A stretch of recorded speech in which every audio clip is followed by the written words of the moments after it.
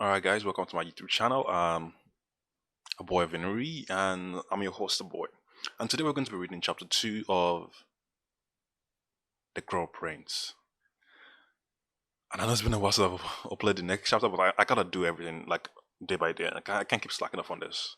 So today I'm gonna be releasing chapter 2, and then tomorrow chapter 3, and I'll keep reading it on and on until I get to the end of the chapter. To be honest, I haven't really read all the way through. I want to like have it fresh in my mind, like have the entire story fresh in my mind as I read it with you guys, right? So anything I read is just gonna be a surprise to me too, and I'm just gonna be commenting on as we go. All right, so let's start the book. Chapter 2. I sit on a cushion as an imp braids my hair back from my face. The imp's fingers are long, her nails sharp. I wince.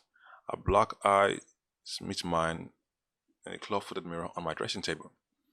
The tournament is still 4 nights away, the creature says. Her name is Tatafel, and she's a servant in Maddox's household, stuck here until she walks off her debts to him. She cared for me since I was a child. It was Tatafel who smeared stinging fairy ointment over my eyes to give me true sight, so that I could see through most glamours. She brushed the mud from my boot and who strung dried rowan berries for me to. Hold on, yo, I can't really see properly. I'm gonna gotta put my glasses. All right, and let's drop this down for me to wear around my neck, so I might resist enchantment. She wiped my wet nose and reminded me to wear my stockings inside out, so I'd never be led astray in the forest. Is that really a thing? And no matter how eager you are for it, you cannot make the moon set nor rise any faster.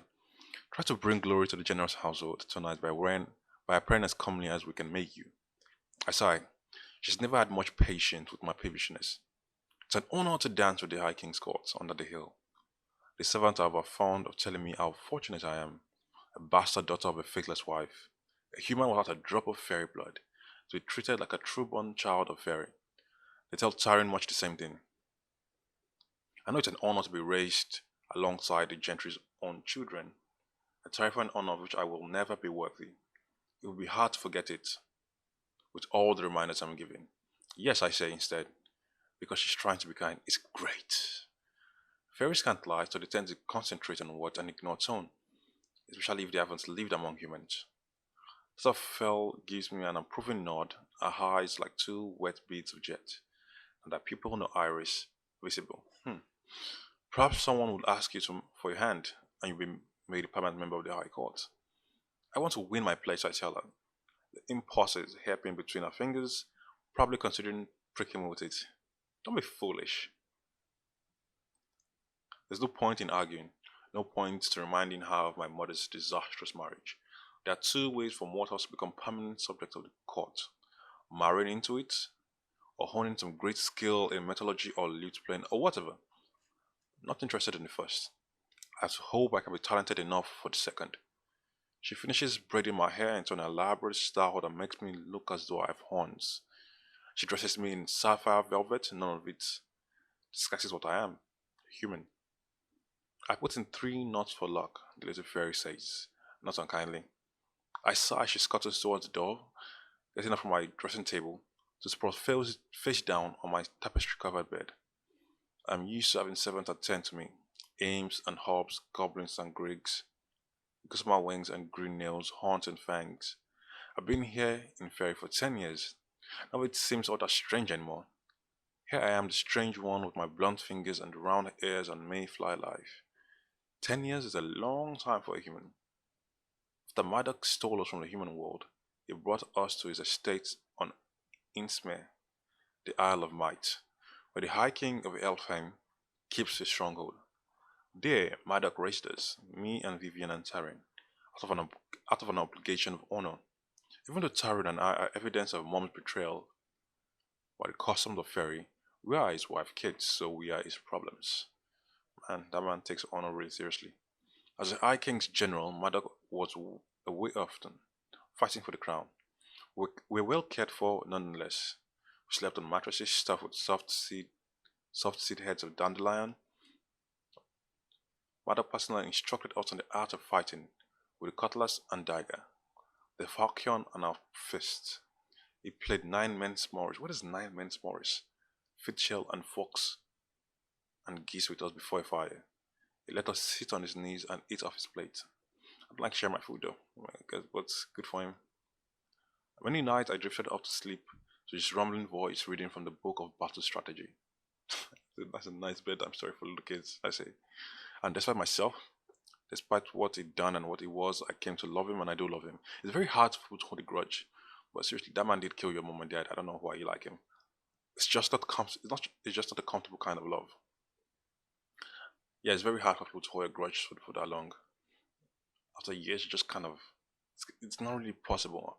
And that person constantly being nice, so you basically develop Stockholm syndrome. Basically, maybe you start thinking about maybe the guy actually had a good reason for this doing. Maybe he's actually a good person. Nice braid, Tari says, rushing into my room. She's dressed in crimson velvet. Her hair is loose, long chestnut curls that fly behind her like a capelet. A few strands braided with gleaming silver thread. Yo, these people are rich. Silver threads in her hair. She hops onto the bed beside me, disarranging my small pile of threadbare stuffed animals. A koala, a snake, a black cat. All beloved of my 7-year-old self. Cannot bear to throw them out, throw out any of my relics. I sit up to take a self-conscious look in the mirror. I like them. I'm having a premonition, Taryn says, surprising me. We're going to have fun tonight. Fun? I've been imagining myself frowning at the crowd from our usual boat hole and worrying over whether I'd do well enough in the tournament to impress one of the royal family into granting me knighthood. Just thinking about it makes me fidgety, yet I think about it constantly. My thumb brushes over the missing tip of my finger rings. I never sigh. The missing tip of my finger rings? I should miss the finger ring. Yes, she says, poking me in the side. Hey, I don't want to say it. What exactly does discipline entail? Mostly when we go to court, we hid ourselves away. We've watched some very interesting things, but from a distance. She throws up her hands. What do you mean? What does fun entail? It's fun. I laugh a little nervously. You have no idea either, do you? Fine. Let's go see if you have a gift for prophecy.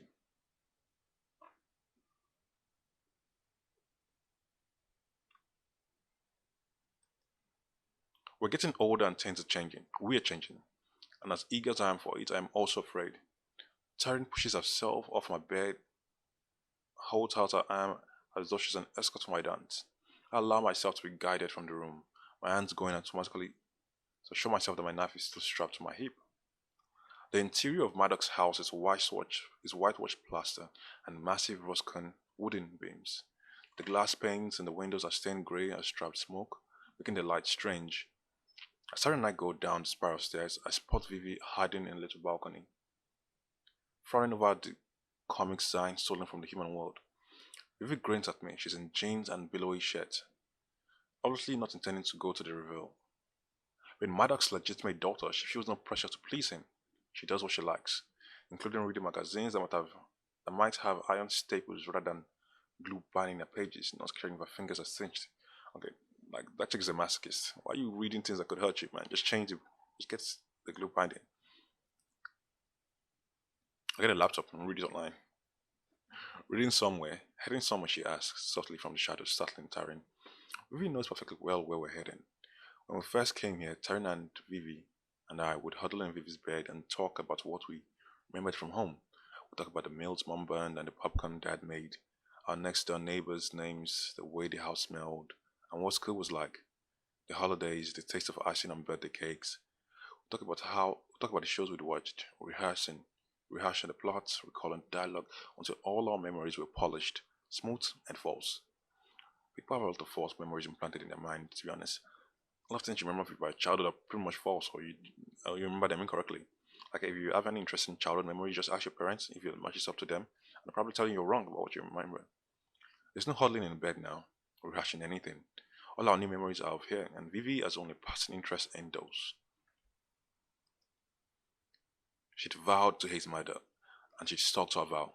When Vivi wasn't reminiscing about home, she was a terror. She broke things, she screamed and raged, and pinched us when we were content. Eventually, she stopped all of it. But I believe there's a part of her that hates us for adapting, for making the best of things, for making this our home. Your Vivi needs to chill. You should come, I tell her. Siren is in a weird mood. Vivi gives her a speculative look and then shakes her head. I've got other plans, which might mean she's going to sneak over to the mortal world for the evening, which might mean she's going to spend it on the balcony reading. Either way, if it annoys my dog, it pleases Vivi. Yo, this is some real ass daddy issues right here. He's waiting for us on the hall with his second wife, Oriana. Her skin is bluish. Her skin is a bluish color of skim milk, and her hair is as white as fresh fallen snow. She's beautiful but unnerving to look at like a ghost. Tonight she's wearing green and gold, a mustard dress with an elaborate shining collar that makes the pink of her mouth, her ears, and her eyes stand out. Which what pink of her mouth? Who's kind of My dog is dressed in green too, the color of deep forest.